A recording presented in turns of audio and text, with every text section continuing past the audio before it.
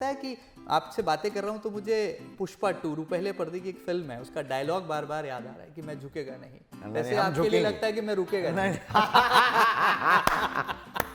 नहीं, हम रुकेंगे भी और झुकेंगे भी। अच्छा ऐसा? हाँ, क्योंकि हमको जो झुक पुष्पा नहीं सकता है बनना। वो पूरे संसार जगत को दुनिया हमको को पुष्पा झुका नहीं बनना है, हमको बागेश्वर बाबा ही बने रहना है। तो हम रुकेंगे भी अपन झुकेंगे। लेकिन लोग कह रहे हैं कि आप हिंदू नहीं, मैं वाइल्ड हिंदू हूँ। जो हिंदुओं का विरोध करेगा उसके लिए हुंकार भी भरेगा। ये है कि हम जगे हुए हिंदू। जी। आप एक गाल में तमाचा मारो तो बापू ने कहा है महात्मा गांधी जी ने कि आप दूसरा गाल कर दो, और अब वो दूसरे में ही मार दो।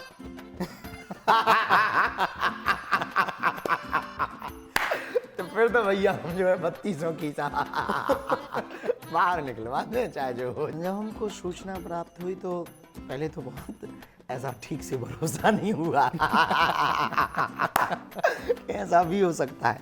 मोदी जी के कानों में कुछ कहेंगे? कान में क्या कहना, माइक भी तो है। कि मत भरोसा करना तू इस संसार की चतुराई पर। क्या बात है, बहुत सुंदर। मत भरोसा करना तू इस संसार की चतुराई पर। इन्होंने बर्क सोने का लगा रखा है गोबर की मिठाई पर। क्या बात है। बब्बर शेर के मुंह से जब शेर निकलता है तो चारों खाने चित कर देता है, और तमाम शिकारियों को भी कैसे शिकस्त देनी है ये हम सीख सकते हैं पंडित धीरेन्द्र कृष्ण शास्त्री जी से। मुझे लगता है वो वचन के पक्के हैं, इरादे के मजबूत हैं, और धर्म के विरोधियों के ताबूत बंद करते जा रहे हैं। ठीक समझे आप, हम बात कर रहे हैं बागेश्वर धाम के सरकार यानी कि पंडित धीरेन्द्र कृष्ण शास्त्री जी की। आइए आज एक बार फिर एमपी न्यूज टीवी पर आपकी कराते हैं उनसे एक और दिलचस्प मुलाकात। महाराज जी, आपका सबसे पहले तो बहुत बहुत अभिनंदन है, स्वागत है। और आप मध्य प्रदेश का ही गौरव नहीं बल्कि इस देश और अब विश्व का गौरव भी बनते हमें नजर आ रहे हैं। भगवान की दया, आपका बहुत बहुत धन्यवाद। और एमपी न्यूज़ के, एमपी तक न्यूज़ के सभी दर्शकों को बहुत बहुत धन्यवाद। एमपी न्यूज़ के सभी दर्शकों को धन्यवाद जी। आपको बताना चाहेंगे कि 23 फरवरी 2025 और 26 फरवरी 2025 ये दो ऐसी तारीखें हैं जो कि मध्य प्रदेश के इतिहास में स्वर्णिम कहानी को अंकित करके जाने वाली है। 23 फरवरी इसलिए क्योंकि देश के सबसे जनप्रिय लोकप्रिय प्रधानमंत्री नरेंद्र मोदी बुंदेलखंड की धरती पर आ रहे हैं, और निमंत्रण खुद उन्हें दिया है बागेश्वर धाम के पीठाधीश्वर पंडित धीरेन्द्र कृष्ण शास्त्री जी ने। 26 फरवरी 2025 को महामहिम राष्ट्रपति द्रौपदी मुर्मू के कदम जब बुंदेलखंड की धरती पर पड़ेंगे तो 251 बहनों के हाथ भी पीले होंगे, और एक बड़ा और विराट संकल्प पूरा होगा जिसका सपना देखा था खुद पंडित धीरेन्द्र कृष्ण शास्त्री जी ने। शास्त्री जी, जिस तरह से ये जो 2 तारीखों की मैं बात कर रहा हूँ, बहुत गौरव की बात है कि बुंदेलखंड की धरती पर पीएम नरेंद्र मोदी केवल भारत देश के ही नेतृत्व करता नहीं बल्कि विश्व को एक अलख जगाने वाले, एक नेतृत्व देने वाले नेता हैं। निश्चित रूप से इसमें किंचित मात्र भी संदेह नहीं है कि भारत जिस ऊंचाइयों पर पहुंचा है वो माननीय प्रधानमंत्री श्री नरेंद्र मोदी जी के कारण है। जी। अभी भारत विश्व मित्र की भूमिका निभा रहा, अभी भारत राम सेतु की भूमिका निभा रहा। वर्तमान का भारत डरता नहीं है, वर्तमान का भारत पिछड़ता नहीं है, वर्तमान का भारत पंक्ति में आगे खड़ा होता है। वर्तमान का भारत अनुबंध और संबंध दोनों इतने प्रगाढ़ रखे हुए हैं कि इसे किसी से डरने की ज़रूरत नहीं। उसके पीछे सबसे बड़ा कारण है विजन, मिशन क्लियर और कट है। वो है हमारे यशस्वी माननीय प्रधानमंत्री जी। और विराट हृदय इतना बड़ा है, देखना सोच इतनी बड़ी है कि अमेरिका के राष्ट्रपति जी स्वागत करते हैं और मैत्री रखते हैं। अब वो कहते हैं कि आपका बहुत बहुत स्वागत है और हम बहुत गौरवशाली हैं जो आपको मित्र रूप में पाए। दूसरी बात, भारत विश्वामित्र का है तो विश्वामित्र का भारत विश्वमित्र की भूमिका निभा रहा है। वाह, बहुत सुंदर व्याख्या। पर तीसरी बात, एक अनूठी बात यह है कि विजन और मिशन तो बढ़िया है कि 1947 तक हमें इस भारत को विकसित देशों में खड़ा करना है, लेकिन विराट हृदय यहाँ है माननीय प्रधानमंत्री जी का। इतनी व्यस्तता जहाँ पूरी दुनिया के लोग बड़ी आशा के साथ देख रहे हैं और भारत तो अपेक्षाओं के साथ देख ही रहा। इतने व्यस्ततम समय में, इतनी व्यस्तता के समय में भी सहज सा आमंत्रण, एक छोटी सी पीठ बुंदेलखंड की भूमि, वो भी महीने में 2 बार, 2 महीने में दूसरी बार, बिल्कुल 60 दिनों में दूसरी बार, 60 दिनों में दूसरी बार आना। जी, जी। ये अपने आप में ये बात दर्शाता है कि कितनी शिक्षा के प्रति, स्वास्थ्य के प्रति उनकी सजगता है, और राष्ट्र के प्रति कितनी सजगता है, और बुंदेलखंड के प्रति कितना प्रेम है। कि सहज बस उस आमंत्रण को आप देखिए, बड़े बड़े शहरों में जाना, मेट्रो सिटी में जाना, बड़े बड़े फंक्शन, एनआरआई फंक्शन या औद्योगिक जगत के फंक्शन या फिल्म स्टार के फंक्शन में पहुंचना एक बड़ी बात है। एक कोई, लेकिन उससे बड़ी बात ये कि छोटे से गांव में, बुंदेलखंड में, वो भी छोटी सी पीठ पर बालाजी के दर्शन करने पहुंचना, ये बहुत बड़ी बात है। ये उनकी विराटता को दर्शाता है कि हमारे माननीय प्रधानमंत्री जी इस देश को बचाना भी चाह रहे, इस देश के लोगों को जगाना भी चाह रहे और इस देश को अव्वल देशों में खड़ा करके पहुंचाना भी चाह रहे। इन दिनों सभी समाचार पत्रों के अगर हम प्रथम पृष्ठ को देखेंगे तो पाएंगे कि नरेंद्र मोदी जी की तस्वीर है एक तरफ, तो दूसरी तरफ पंडित धीरेन्द्र कृष्ण शास्त्री जी की तस्वीर है। ऐसा इसलिए क्योंकि मध्य प्रदेश में जब प्रधानमंत्री जी आ रहे हैं उद्योग जगत को एक बड़ा निवेश का वातावरण देने के एक बड़े संकल्प और संदेश के साथ, तो ऐसे में एक नई परिपाटी की शुरुआत भी हो रही है जिसका अलख जगाने का काम किया है बागेश्वर धाम इस पीठाधीश ने। किस तरह से हमने आमतौर पर देखा है कि अस्पतालों में मंदिर तो होते हैं, लेकिन ये पहला अपनी तरह का एक अनूठा संकल्प है जहां पर मंदिर में अस्पताल बनने जा रहा है और उसकी नींव खुद देश के प्रधानमंत्री नरेंद्र मोदी रख रहे हैं। पीठाधीश्वर धीरेन्द्र कृष्ण शास्त्री जी, ये भी जानना चाहूंगा कि ये परिकल्पना कैसे दिल में आई, ये दर्द को दवा देने का, मरहम लगाने का ये आइडिया आपके मन में कैसे आया, और जब आपने पहली बार प्रधानमंत्री नरेंद्र मोदी जी को इसका बुलावा भेजा तो कैसे उन्होंने सहर्ष इसे स्वीकार भी कर लिया? हमारा बुंदेलखंड पिछड़ा भी है, पिछड़ा भी है, आर्थिक संपन्नता नहीं है, पलायनवाद बहुत ज़्यादा है, स्वास्थ्य की उतनी व्यवस्थाएं नहीं है। इस तरफ रीवा सतना तक लोगों को जाना पड़ता है, इस तरफ ग्वालियर जाना पड़ता है, इस तरफ भोपाल जाना पड़ता, टाटा मेमोरियल पहुंच नहीं पाते हैं, तब तक बहुत से बार बार खर्चा, किराया, तो वो अर्थहीन लोगों पर ये बहुत बड़ा बोझ पड़ता है, बेचारे परेशान हो जाते हैं। तो जब किसी के घर में कोई रोग होता तो पूरा घर ही मानो बीमार सा पड़ जाता, बच्चे पढ़ने नहीं जाते, रिश्तेदार नाता संबंध तोड़ लेते, कहीं ये किराया ना मांगें, कहीं ये कर्जा ना मांगें, तो धीरे धीरे उनकी हालत बदतर होती है। और हम उनसे पूछते थे कि आप गए क्यों नहीं, बोले महाराज एक बार जांच कराया है, फिर पैसा नहीं थे। तब हमें लगा कि क्यों ना हम इनको यही सुविधा दें ताकि इनका किराया भी बचे और इनको यही सुविधा प्राप्त हो सके। और अभी तक मंदिरों में जो चढ़ावा है वो हिंदुओं के द्वारा है और गरीब हिंदुओं के काम आए ना, भारतीयों के काम आवे, तो देश सुधरेगा, देश सुदृढ़ बनेगा। तो मंदिरों के चढ़ावा से हमने इसलिए फिर प्रण लिया कि हम जो भी कथा से हमें दक्षिणा मिलेगी हॉस्पिटल बनवाएंगे और दीनहीन निराश्रित गरीब मरीजों का इलाज करवाएंगे। बहुत सुंदर। तो इस संकल्प की संकल्पना हनुमान जी से ही हुई। हनुमान जी का हनुमान चालीसा पढ़ते हैं हम सब, उसमें एक चौपाई आती है, लाय संजीवनी लखन जी आए। क्या बात है, बहुत सुंदर। तो हमारे हनुमान जी ने भी यही किया।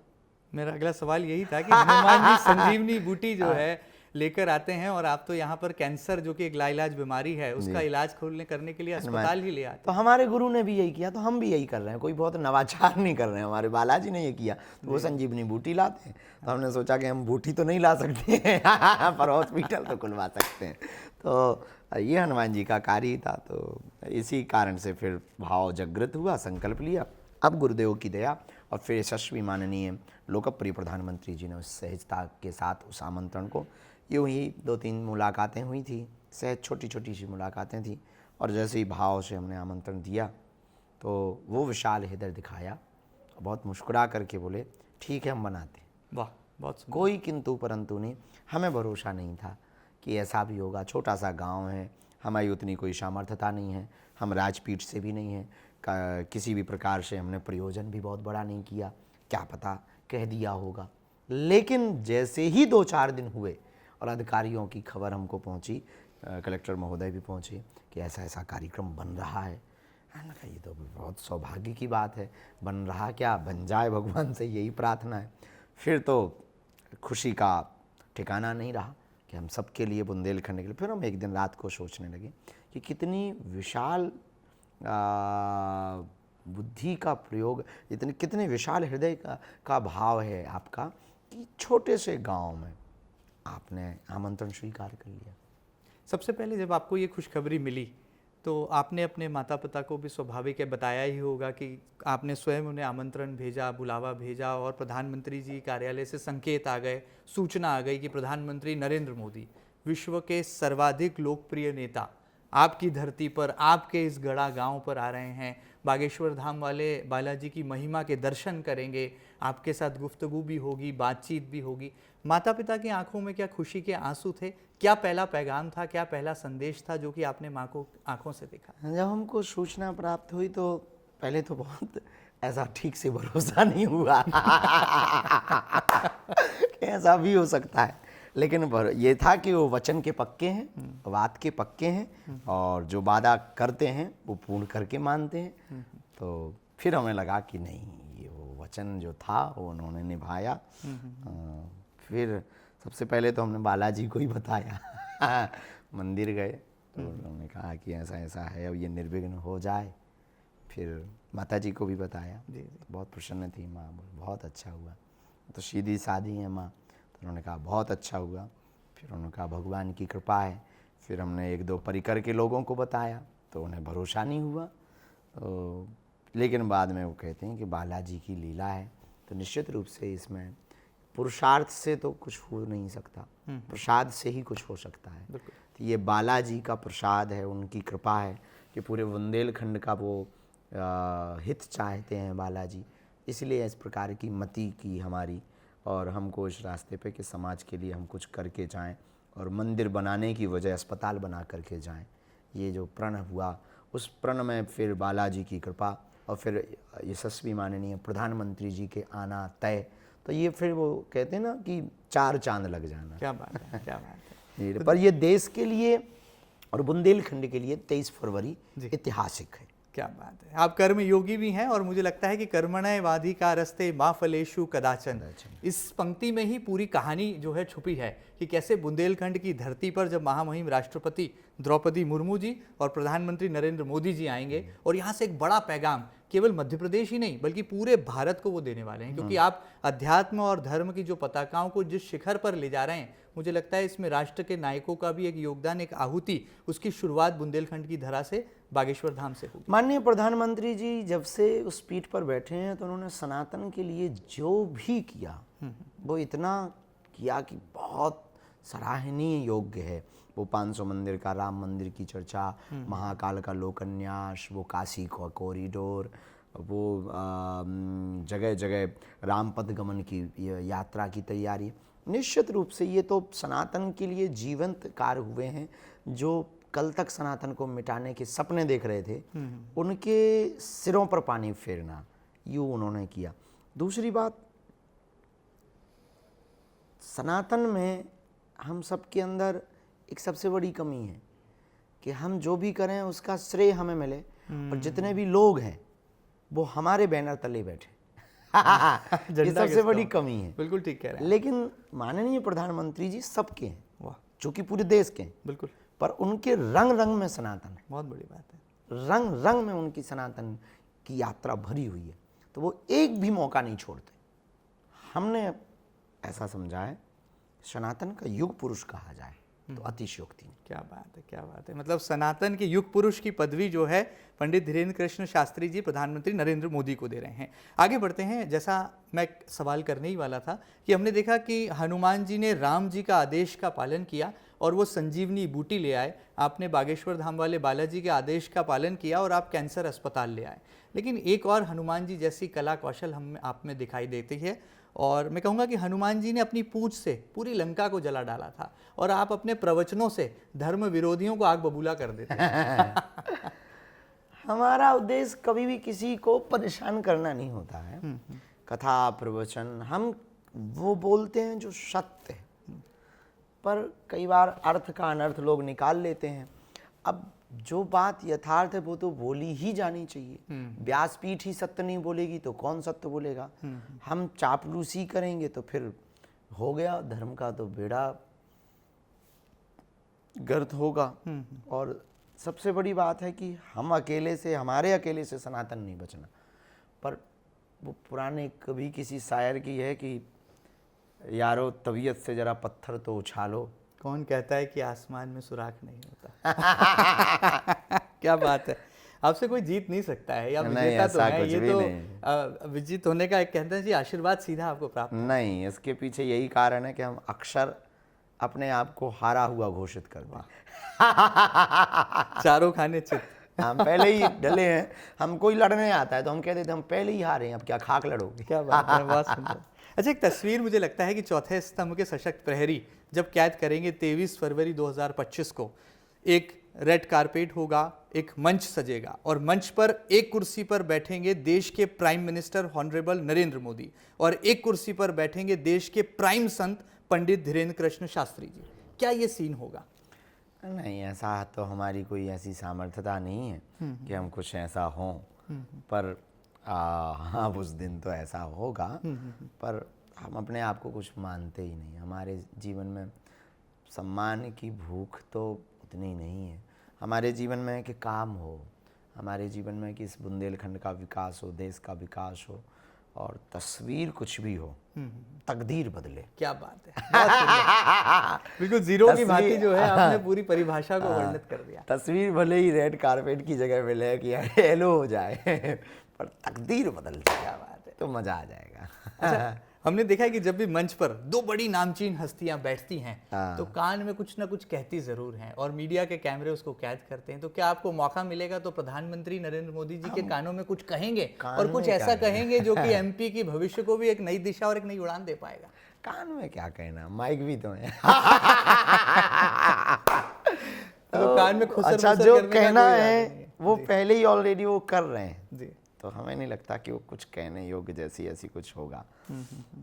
जो दिया वो कम नहीं है, जो आगे मिलेगा उसका कोई गम नहीं है। क्या बात है। जो नहीं मिलेगा उसका।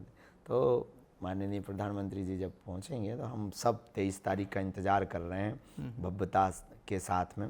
ऐतिहासिक दिवस, एक जब नया इतिहास लिखा जाएगा कि मंदिरों में बागेश्वर धाम में भोजन भी मिलता है, भजन भी मिलता है, अब जीवन भी मिलेगा। क्या बात है, बहुत सुंदर, बहुत सुंदर व्याख्या।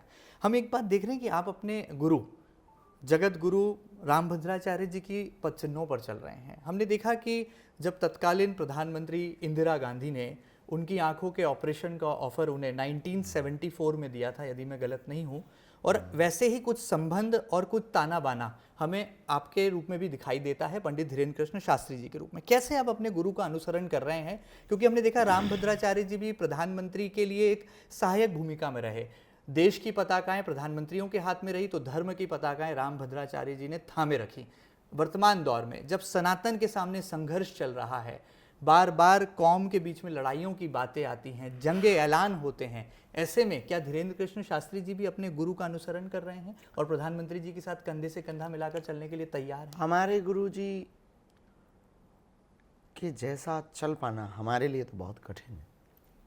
गुरुदेव का विराट स्वरूप, वह वेदस्व पूर्ण वक्तव्य, वो परंपरा का अनुकरण, वो रामानंदाचार्य पीठ पर विद्यमान होकर के उस पीठ का उत्साह वर्धन, उस पीठ का यशोवर्धन करना, हमें नहीं लगता कि हम कभी स्वप्न में कर पाएंगे।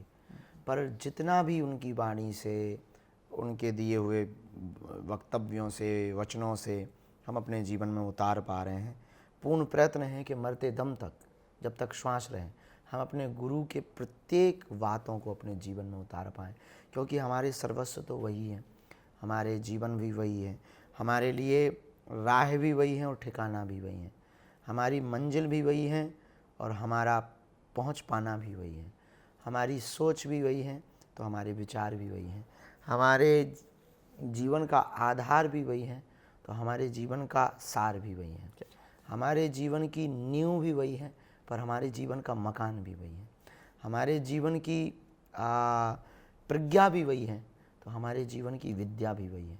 तो हम अपने जीवन में जो भी हैं अपने गुरु से ही हैं और गुरु से होकर के ही हम उनमें विलय होना चाहते हैं। तो सन्यासी बाबा और पूज्य जगत गुरु जी भगवान, ये हमारे जीवन की दो यूँ कहते हैं कि दो छत्र छायाएँ हैं जिन अम्ब्रेला के नीचे हम बैठे हैं। तो भगवान पूज्य श्री जगत गुरु जी तुलसी पीठ वाले सरकार गुरुदेव भगवान, उनकी विराटता के बारे में हमारा कुछ कह पाना समंदर में आंसू की बूंद फेंकने जैसा है। बहुत भावुक जवाब दिया, और मुझे लगता है गुरु की महिमा को सम्मान के रूप में जो है आपने परिभाषित किया, जो नई पीढ़ियों को भी जो है कहीं ना कहीं गुरु सम्मान से, गुरु शिष्य परंपरा से जरूर जोड़ पाएगा। हाल ही में प्रयागराज से आप लौटे हैं, गंगा मैया में आपने डुबकी भी लगाई है, और कुंभ के इस पवित्र और पावन मेले के साक्षी बनकर आप लौटे हैं। कैसा आभास रहा और किस तरह की व्यवस्थाएं थी, किस तरह का अनुभव था? ठीक था। परमार्थ निकेतन में कथा की और सभी संतों के 13 भाई त्यागियों में, 13 अखाड़ों में कुछ कुछ महापुरुषों के पास जा पाए, उनके दर्शन कर पाए। विशालता थी, विराटता थी, वैभव भी था, पराभव भी था, अनुभव भी अच्छे थे, प्रभाव भी देखा, भक्तों में भाव भी देखा, प्रज्ञा भी देखी, साधन भी बहुत जुटाए गए सरकार द्वारा, तो संतों की साधना भी देखी। सरकार की साधनों को देखा तो संतों की साधनाओं को देखा, ज्ञान को देखा तो विज्ञान के आविष्कार को भी देखा, और त्रिवेणी का संगम देखा तो भक्तों का संगम भी देखा, उल्लास भी देखा, माधुर्य भी देखा, सनातन संस्कृति के प्रति वो समर्पण देखा कि किलोमीटर पैदल चल कर के अपनी संस्कृति की रक्षा के लिए और अपने परंपरा का अनुसरण करने के लिए लोग सब कुछ त्याग करके, प्राणों की बाजी लगा करके महाकुंभ में पहुंच रहे हैं। तो कुछ चीज़ें थीं जो सरकार की तरफ से, यूपी सरकार की तरफ से और बेहतर की जा सकती थी, पर ठीक है, अच्छा था। जो भी हुआ बहुत बेहतर हुआ। हमारे जीवन का ये दूसरा तीसरा महाकुंभ था, उन सब से बहुत बेहतर था, और हम तो बहुत प्रसन्न थे। बस भगवान से यही प्रार्थना है कि इसी प्रकार का वैभव हमको महाकुंभ में जाके ऐसा लगा कि सनातन ने भारत को प्रेजेंट किया और भारत ने सनातन को प्रेजेंट किया।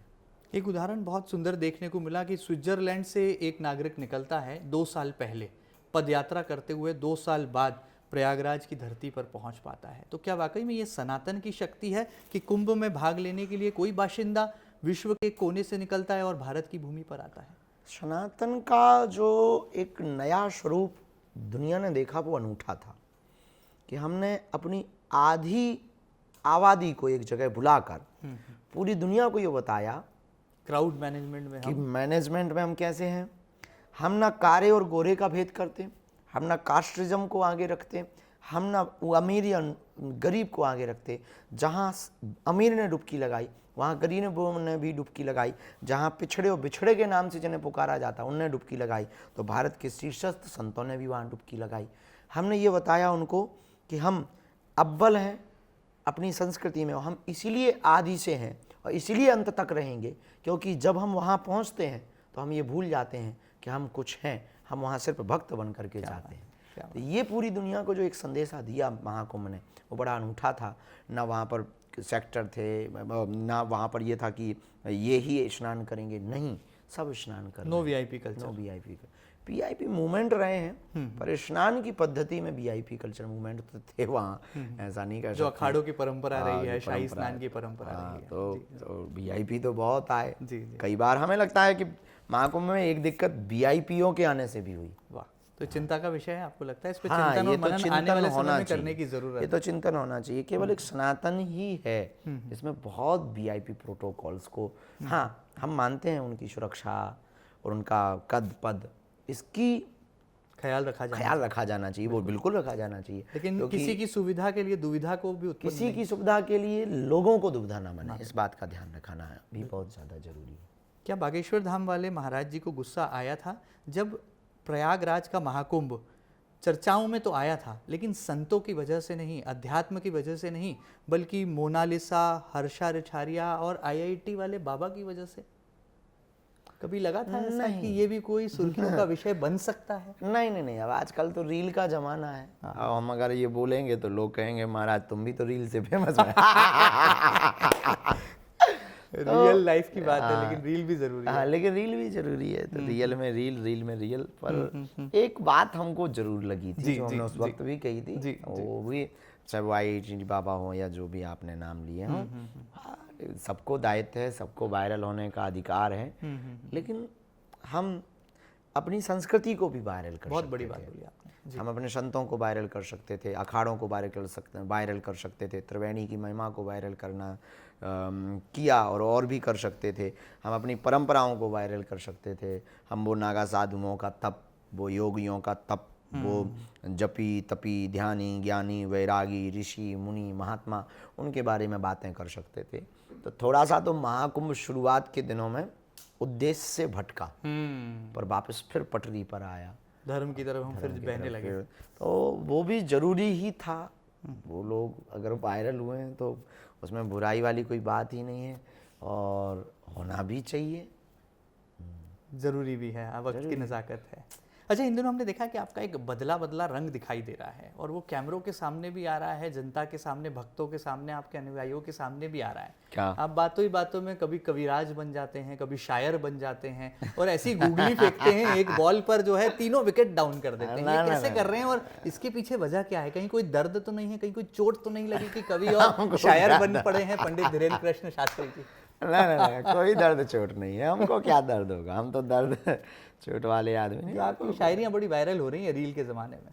अब लोग वायरल कर देते हैं, वो ठीक है, हम तो बोल देते हैं। पढ़ते तो यही हैं थोड़े मोड़े, जितना भी बन जाए, इतने ज़्यादा भी नहीं पढ़ते, पर पढ़ लेते हैं। तो समय जब भी मिलता है तो जो भी पढ़ने का मन करता है तो पढ़ लेते हैं। अब पढ़ना कोई बुरा नहीं है, तो कोई भी शब्द बहुत अच्छे लगते हैं तो हम उनको कम शब्दों में बड़ी भाव अभिव्यक्ति मिल जाती है। क्योंकि हमको बहुत बोलने की बजाय हम कम शब्दों में कविताएं जो होती हैं, और ये जो 2 लाइनों की शायरी होती है, वो बहुत बड़ी बात। जैसे अभी एक हम पढ़ रहे थे तो उन्होंने कहा कि मत भरोसा करना तू इस संसार की चतुराई पर। क्या बात है, बहुत सुंदर। मत भरोसा करना तू इस संसार की चतुराई पर, इन्होंने बर्क सोने का लगा रखा है गोबर की मिठाई पर। क्या बात है। बब्बर शेर के मुंह से जब शेर निकलता है तो चारों खाने चित कर देता है, और तमाम शिकारियों को भी कैसे शिकस्त देनी है ये हम सीख सकते हैं पंडित धीरेन्द्र कृष्ण शास्त्री जी से। मुझे लगता है कि आपसे बातें कर रहा हूं तो मुझे पुष्पा 2 रूपहले पर्दे की एक फिल्म है, उसका डायलॉग बार बार याद आ रहा है कि मैं झुकेगा नहीं। वैसे आपके लिए लगता है कि मैं रुकेगा नहीं? नहीं, हम रुकेंगे भी और झुकेंगे भी। अच्छा, ऐसा? क्योंकि जो झुक सकता है वो पूरे संसार जगत को, दुनिया को पुष्पा नहीं बनना है, हमको बागेश्वर बाबा ही बने रहना है। तो हम रुकेंगे भी, अपन झुकेंगे। लेकिन लोग कह रहे हैं कि आप हिंदू नहीं, मैं वाइल्ड हिंदू हूँ, जो हिंदुओं का विरोध करेगा उसके लिए हुंकार भी भरेगा। ये है कि हम जगे हुए हिंदू हैं। जी जी। आप एक गाल में तमाचा मारो तो बापू ने कहा है, महात्मा गांधी जी ने, कि आप दूसरा गाल कर दो, पर अब वो दूसरे में ही मार दे।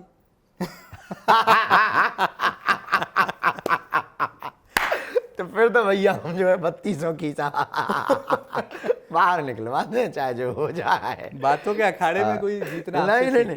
अब हम गलत क्या कह रहे हैं कि भाई कोई एक गाल में मारे तो हमारे बापू ने कहा हम दूसरा कर देंगे, बाढ़ में गया, लेकिन वो दूसरे में ही ठोक देवे और चारों उंगलियां छप जाए, फिर जवाब तो देना बनता है। हाँ, तो फिर क्या करें? तो कानून का सहारा लेंगे, या फिर जरूरत पड़ने पर ठीक है। वाह, वाह। लेकिन ऐसा भगवान करे समय न आवे। बिल्कुल।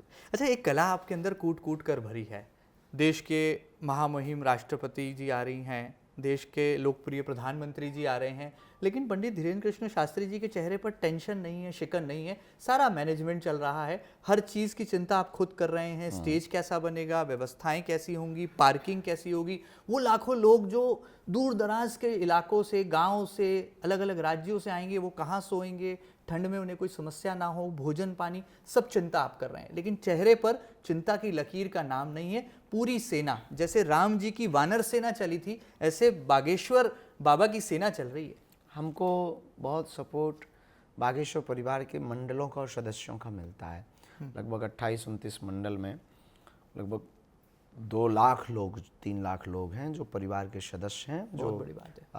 काम सेवा करते हैं। तो वो सेवा करते हैं, वो हमें बहुत सब नहीं आ पाते, पर कुछ आ जाते हैं, तो हमें बहुत सपोर्ट मिल जाता है उनसे। 1 लाख 1.5 लाख लोग अच्छे से मदद कर देते हैं। उनमें से 10-50 लोग बहुत करीबी हैं, जो दिन रात युद्ध स्तर पर लग कर के कार्य करते हैं। तो हमारे लिए बहुत सौभाग्य की बात है कि हमें ऐसा परिवार मिला है जिनके कारण हम व्यवस्थाओं को ठीक से रख पाते। पर यह है कि उस कूच में खुद उतरना पड़ता है।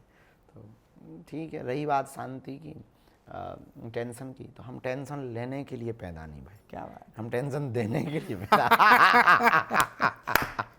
आज की युवा पीढ़ी को भी एक गुरु मंत्र दे ही दीजिए आप जाते जाते, कि ऐसा क्या गुरु मंत्र है आपके पास कि टेंशन जो है वो छू मंत्र हो जाती है। सबसे बड़ी बात है कि आप बाहर से कितने भी अशांत रहो पर अंदर से शांत रहो। क्या बात है, बहुत सुंदर। देखो, आपके भड़बड़ाने से, चिल्लाने से, गाली बकने से, ओवर कॉन्फिडेंस में आने से होना जाना कुछ नहीं। वही होना है जो पुरुषार्थ किया और जो प्रसाद मिलेगा। क्या बात है, क्या बात है। तीसरा कुछ होने वाला नहीं है।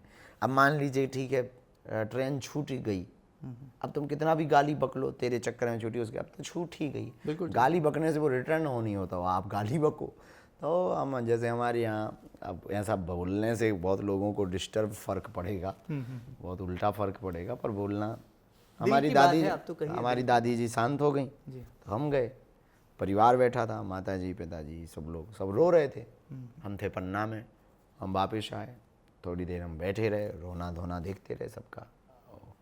कुछ देर बाद ले जाना था श्मशान, तो हमने अपनी बहन को कहा कि रो लिया हो तो चाय बनाओ। तो माता जी बड़ी नाराज हुई, तो उन्होंने कहा कि बड़े, खैर हमारे अंदर पीड़ा थी, हम बहुत कनेक्टेड थे, भावना तो थी, पर हमने कहा कि अब इतना भी रोने की क्या ज़रूरत है। अगर रोने से इन्हें वापस आना हो दादी जी को, तो हम तो सिर्फ पटक पटक के क्या छाती पीट पीट रोएं। तो उस दिन फिर हमारे ज़िंदगी में एक नवाचार प्रकट हुआ अंदर से, विचार, जो होना है वो तो होना ही है।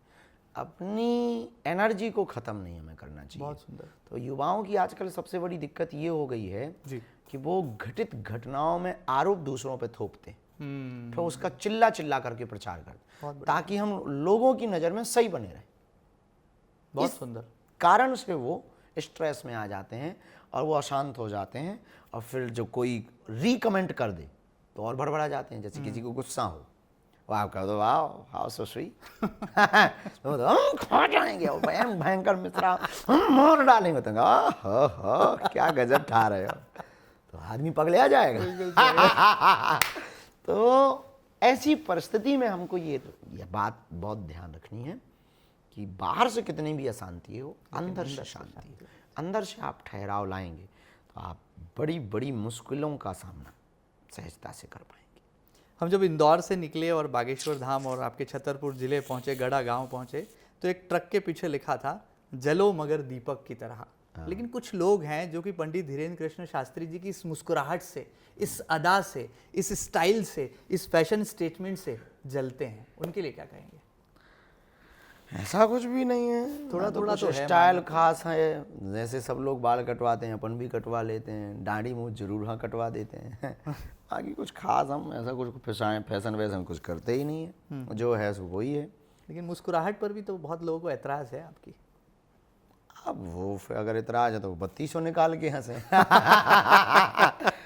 लोगों को इतराज तो होता है, उसके पीछे कारण ये है कि जो निंदा देखने के लिए निकला है, कुछ बुरा देखने के लिए निकला है, उसे सही दिख भी नहीं सकता है।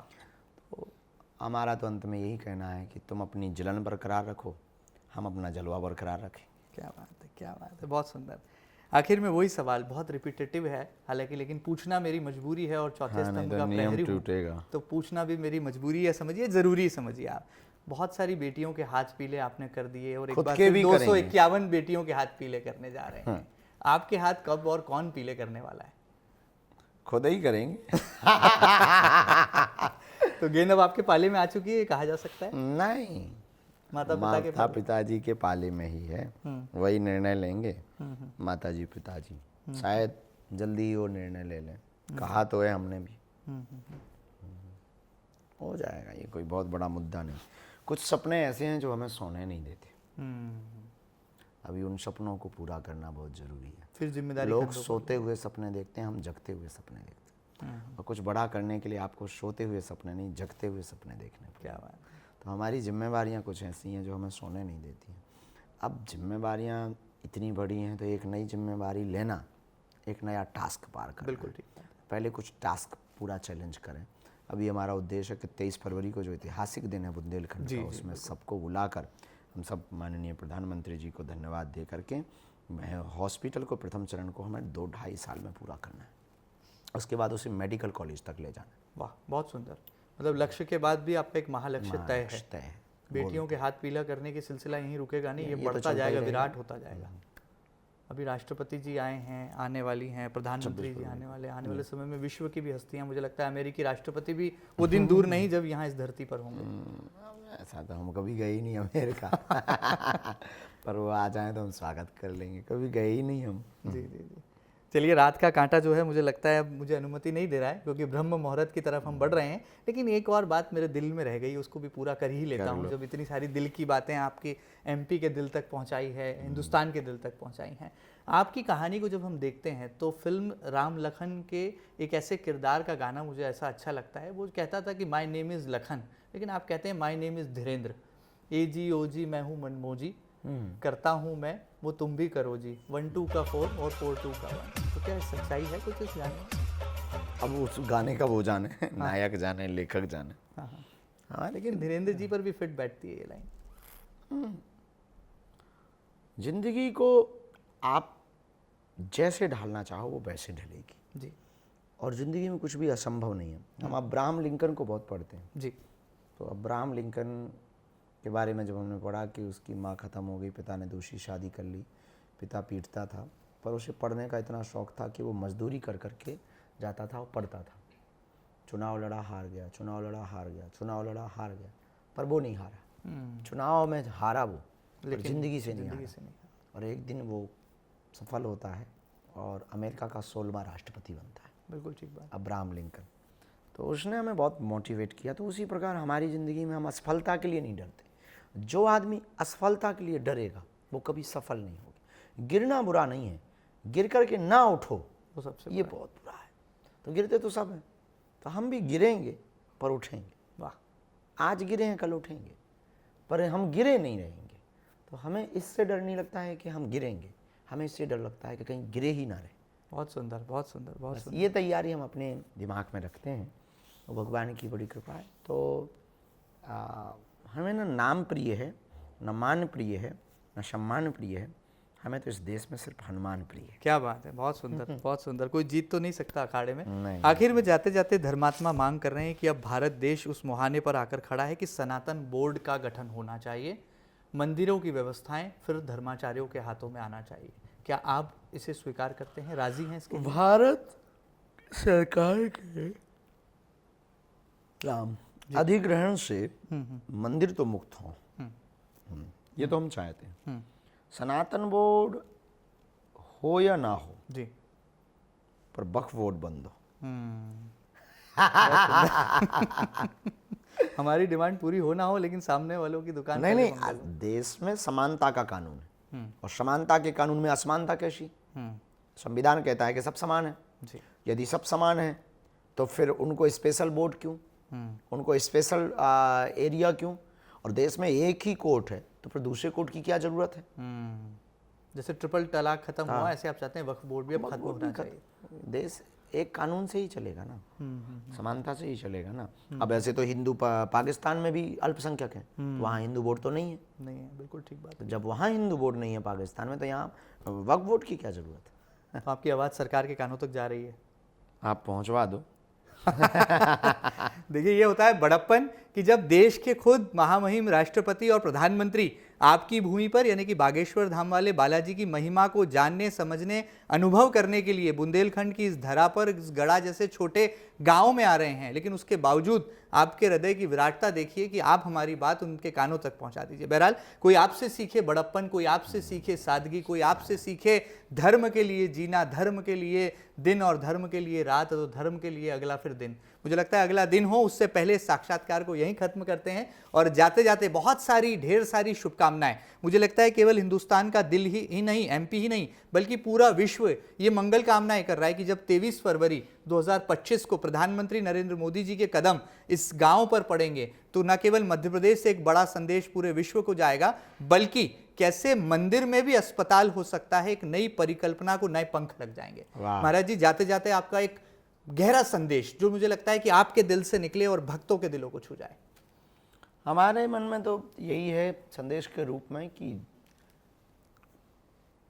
नर की सेवा से नारायण को आप पा सकते हैं, जगत की सेवा से आप जगदीश को पा सकते हैं, और जिन्हें इंसानों में भगवान नहीं दिखता, वो मंदिरों में भगवान नहीं पा सकता है।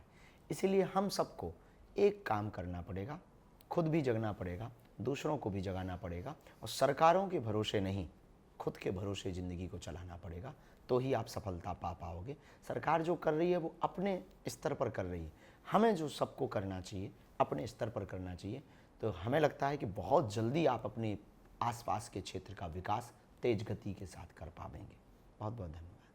आत्मनिर्भर भारत का नारा देश की सरकार बुलंद करती है और उसे साकार करने का काम पंडित धीरेन्द्र कृष्ण शास्त्री जी कर रहे हैं। और मुझे लगता है कुछ ऐसी ही परंपरा की शुरुआत जो कि बागेश्वर धाम इस पीठाधीश्वर से होने जा रही है, तमाम पीठाधीश्वर भी इसी परंपरा के निर्वहन को आगे और रफ्तार देंगे, ताकि आने वाले दिनों में जन सेवा, मानव सेवा क्या है, इसको ना केवल हम हृदय में बसाएं बल्कि अभिव्यक्त करके ऐसे क्रियाकलापों से पूरे देश ही नहीं पूरी दुनिया को भी बताएं। उम्मीद करते हैं कि आपको महाराज जी के दिल की बात आपके दिलों तक पहुंचाने में हम कामयाब रहे होंगे, और जिस तरह से वो नेक इरादे और पवित्र वादे के साथ अपने कदम आगे बढ़ा रहे हैं, उम्मीद कीजिए, ईश्वर से प्रार्थना कीजिए कि उनके कदम कभी रुकना नहीं चाहिए और सही मंजिल तक जरूर ये पहुंचना चाहिए, क्योंकि इसमें छुपा है सच्चा हित और सच्चा चरितार्थ और सच्चा परमार्थ। ये खास बातचीत आपको कैसी लगी हमें जरूर बताइएगा, और ताजा तरीन खबरों के लिए लगातार बने रहिएगा आपके अपने न्यूज चैनल MP न्यूज के साथ। फिलहाल इतना ही, नमस्कार।